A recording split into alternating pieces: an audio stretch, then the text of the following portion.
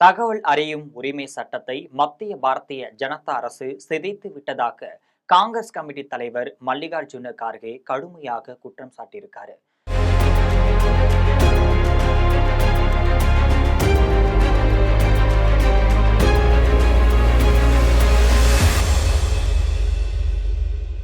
இது தொடர்பாக காங்கிரஸ் தலைவர் மல்லிகார்ஜுன கார்கே என்ன சொல்லியிருக்காருன்னு பாத்தீங்கன்னா, தகவல் அறியும் உரிமை சட்டம் 20 ஆண்டுகள் நிறைவடைந்ததை ஒட்டி பிரதமர் நரேந்திர மோடி தலைமையிலான மத்திய அரசு இந்த சட்டத்தை முற்றிலும் சிதைத்திருக்கிறது.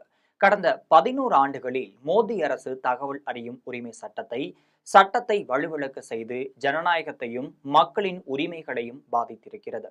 கடந்த 2005ஆம் ஆண்டு காங்கிரஸ் தலைமையிலான ஐக்கிய முற்போக்கு கூட்டணி அரசு அப்போதைய பிரதமர் மன்மோகன் சிங் மற்றும் கட்சி தலைவர் சோனியா காந்தி தலைமையில் இந்த சட்டத்தை அறிமுகப்படுத்தி இருந்தது.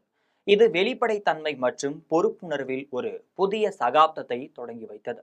கடந்த 2019ஆம் ஆண்டு கொண்டுவரப்பட்ட தகவல் அறியும் சட்ட திருத்தங்கள் தகவல் ஆணையர்களின் பதவிக்காலம் மற்றும் சம்பளத்தை மத்திய அரசு கட்டுப்படுத்த அனுமதித்தனர். மேலும் டிஜிட்டல் தனிநபர் தரவு பாதுகாப்பு சட்டம் 2023 தகவல் அறியும் உரிமை சட்டத்தின் பொதுநலன் பிரிவை வலுவிழக்க செய்திருக்கிறது. மேலும் ஊழலை பாதுகாக்க தனியுரிமை விதிகளை பயன்படுத்துகிறது. மத்திய தகவல் ஆணையம் தலைமை தகவல் ஆணையர் இல்லாமல் செயல்பட்டும் வருகிறது.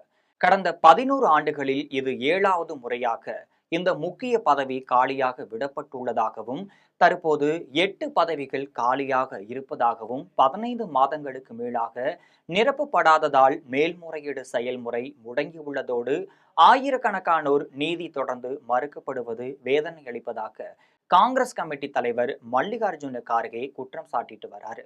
முக்கிய தலைவர்களை மறைப்பதன் மூலம்தான் அரசு தரவு கிடைக்கவில்லை என்ற கலாச்சாரத்தை ஊக்குவித்து வருகிறது. கடந்த 2014ஆம் ஆண்டு முதல் 100க்கு மேற்பட்ட தகவல் அறியும் உரிமை ஆர்வலர்கள் கொல்லப்பட்டிருக்காங்க.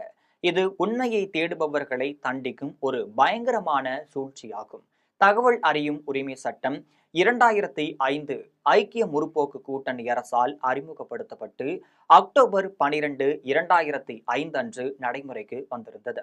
இது பொது அதிகாரிகளிடமிருந்து தகவலை பெறும் உரிமையை குடிமக்களுக்கு வழங்குகிறது. இது நிர்வாகத்தில் வெளிப்படைத்தன்மை உறுதி செய்கிறது. இந்த சட்டமானது 2002ஆம் ஆண்டில் தகவல் சுதந்திர சட்டத்திற்கு பதிலாக வந்திருக்கிறது. மேலும் மத்திய மற்றும் மாநில தகவல் ஆணையங்களை நிறுவி அதன் செயல்பாட்டை கண்காணித்தும் வருகிறது.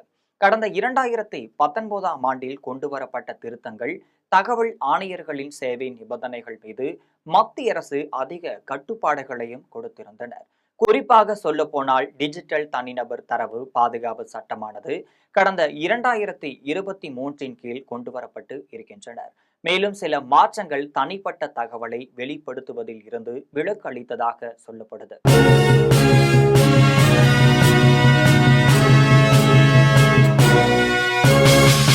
உடனுக்குடன் அப்டேட் தெரிந்து கொள்ள ஜெம் டிவி தமிழ் ஆப்பை இன்ஸ்டால் செய்யவும்.